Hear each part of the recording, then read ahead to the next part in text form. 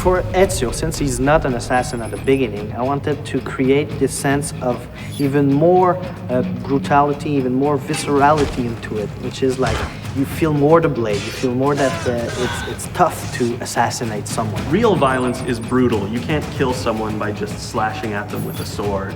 You know, when you kill someone, there's an effect. Your weapon reacts, you know, gets stuck in their bodies. You know, they react to being hit. This is really one of the core concepts of combat. We want to just push it to the point where every time people see a move, they're like, well, you want to show your friends. So you bring them over and you say, look at this man do it, and they're all like, oh my God. That's what we wanted to bring. Another thing we wanted is to make fight better, but also make it so that fight wasn't the only tool in the game. So in AC2, there will always be an option for escaping. You have to play smart. You can't always fight every fight because you're going to lose. So you have to pick and choose your battles. So there's going to be 3 guards archetypes in the game. The first one being the brute. The brute is going to be a huge challenge in terms of fighting. It's going to be strong. They are not very smart. They're your typical kind of big oafs. And they're very susceptible to sort of social gameplay. So you can blend, they'll never figure out that you're in a blend spot. Then we have the seeker, the more paranoid type of guard, you know, the guy who's searching to see where Ezio is, and even like in Veil of Hate or in a group of people, he can say, oh, you're there. The third is the agile, and the agile is obviously against the free running. Not only is he good at catching you when you're free running, he can also do free running.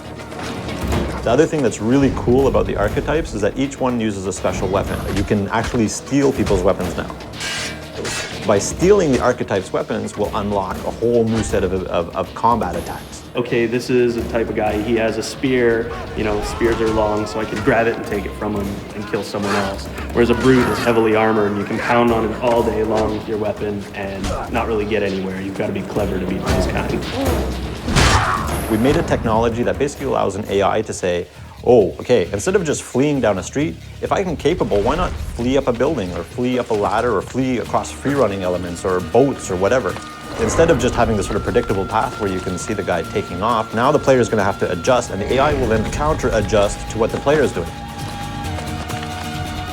In AC2, we have a bunch of new weapon types. We have maces, two-handed weapons, axes and swords. Hammers, spears, halberds, different types of daggers, hidden blades, 2 hidden blades. These allow for a lot of interesting variety to the combat. In AC1, the only thing you could do in fight with the hidden blades was counter kills. There was nothing else. But this time around, it counts as a full weapon. You're going to want to be more visceral. You're going to want to attack. You're going to want to kill. You're more of a badass.